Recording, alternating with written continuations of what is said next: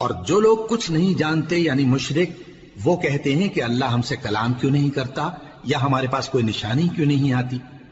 اسی طرح جو لوگ ان سے پہلے تھے وہ بھی انہی کسی باتیں کیا کرتے تھے۔ ان لوگوں کے دل آپس میں ملتے جلتے ہیں۔ جو لوگ صاحب یقین ہیں ان کے سمجھانے کے لیے ہم نے نشانیاں بیان کر دی ہیں۔ اے پیغمبر، ہم نے تم کو سچائی کے ساتھ خوشخبری سنانے والا اور ڈرانے والا بنا کر بھیجا ہے، اور اہل دوزخ کے بارے میں تم سے کچھ پرسش نہیں ہوگی، اور تم سے نہ تو یہودی کبھی خوش ہوں گے اور نہ عیسائی، یہاں تک کہ ان کے مذہب کی پیروی اختیار کر لو۔